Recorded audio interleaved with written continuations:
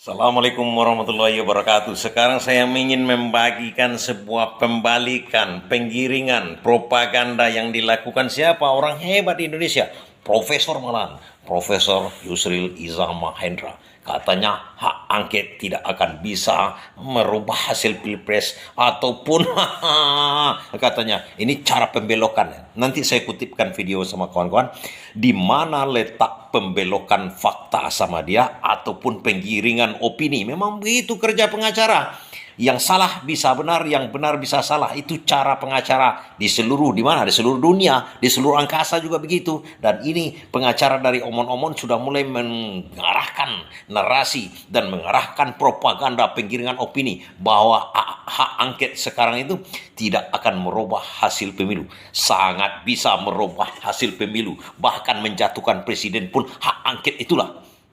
Nah, untuk membantahnya kita lihat videonya. Tapi dulu sebelumnya saya katakan kepada kawan-kawan, Gus Dur itu jatuh karena hak angket. Ingat itu, tidak berapa lama jatuh langsung. Jangankan merubah hasil pemilu, menjatuhkan presiden yang sedang berkuasa itu dari hak angket itu. Itu secara konstitusi. Nah, ada pembelokan faktanya nanti. Ingat cara pembelokan faktanya yang narasinya bahwa KPU itu adalah independen katanya. Di situ pembelokan faktanya. Ada undang-undang dilihatnya di situ. Undang-undang apa? Sebenarnya ada lebih tinggi undang-undang dasar namanya. Ada cuma 3 badan di Indonesia ini. Ini kunci dulu pertama sama kawan-kawan biar kita bisa melihat secara clear. Di Indonesia ini hanya tiga. Eksekutif, yudikatif, legislatif. Eksekutif itu siapa? Presiden dan jajaran ke bawah, seluruh pemerintahan. Yudikatif siapa? Kehakiman, jaksaan, dan lain-lain. Kemudian siapa lagi? Legislatif, DPR. Itu cuma di Indonesia yang diakui undang-undang. Dia kategorikan ke satu lagi independen. Kemana independennya? IT nggak tahu kita. Undang-undang mana nih pakai Yusril? Undang-undang angkasa luar. Nah ini, tapi tengok dulu video. Nanti saya jelaskan kepada kawan-kawan. Kita sebagai pendukung Anies Baswedan menyimak orang-orang yang tidak beres di Indonesia ini hebat, pintar, tapi pintar membolak-balikkan fakta. Ini videonya. Simak di situ. Cara dia menarasikan, misalnya katanya, ada kata-katanya misalnya nanti yang akan saya cuplikan sama kawan-kawan. Misalnya begitu katanya. Kan dari situ dia berpijak mendalilkan segala macamnya ke atas. Ini dia videonya. Bagaimana kalau DPR menggunakan hak angket? Ini kan sekarang dikemukakan oleh PDIP. PDIP akan mendorong hak angket. Hak angket itu hak DPR untuk melakukan penyelidikan terhadap satu dugaan pelanggaran yang dilakukan oleh pemerintah. Pemerintah kan bisa bilang, kenapa kami diangket? Kan yang melaksanakan pemilu kan KPU. Undang-Undang Dasar 45 mengatakan KPU adalah sebuah lembaga negara yang mandiri, independen. Pemerintah nggak ikut campur. Misalnya bilang begitu kan. Tapi bisa aja DPR melakukan investigasi. Presiden ada cawe-cawe nggak? Misalnya begitu kan. Ada cawe-cawe apa enggak? Silakan aja diselidiki. Dan kalau sekiranya memang hasil angket itu mengatakan cukup alasan ada pelanggaran, maka hak angket itu kan memberikan rekomendasi kepada aparat penegak hukum untuk mengambil satu tindakan. Ya.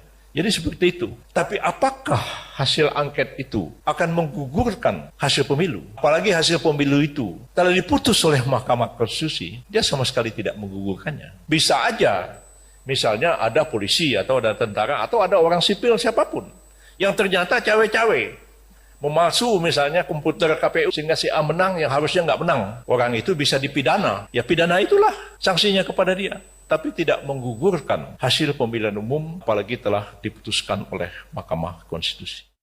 Nampak di situ kan? Nampak di situ.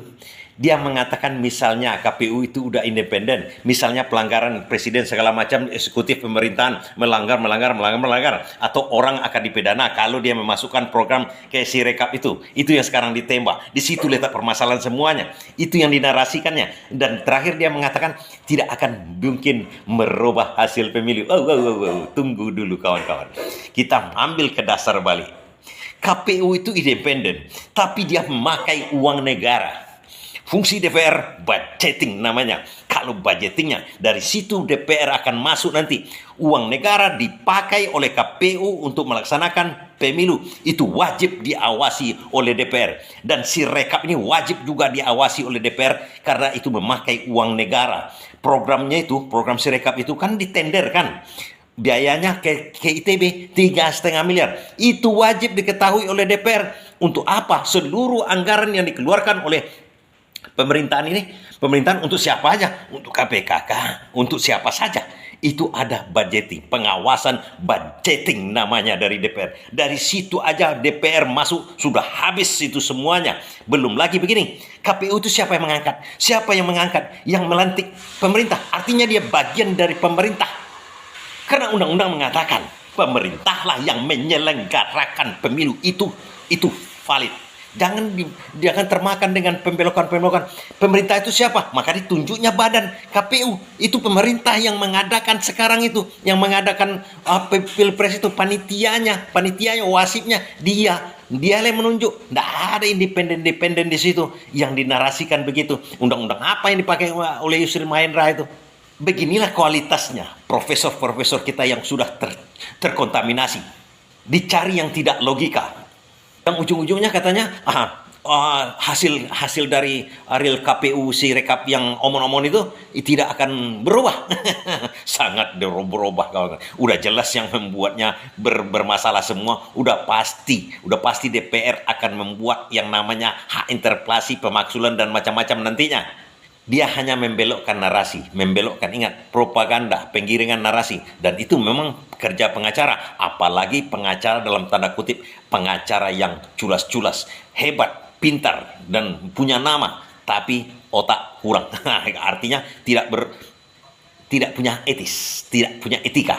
Itu yang saya maksudkan. Ada undang-undang lebih besar dari situ sebenarnya yang tidak dicermati, yang akan dikibulinya, yang akan ditutupnya kepada hakim-hakim, yang kepada kita sebagai pendukung-pendukung Anies dan Ganjar dan lain-lainnya yang dirugikan oleh Serkap. Artinya begini menurut dia, terima aja lah, kalah ya kalah aja. Itu maksud dia. Itu yang kita bongkar di sini. Terima kasih.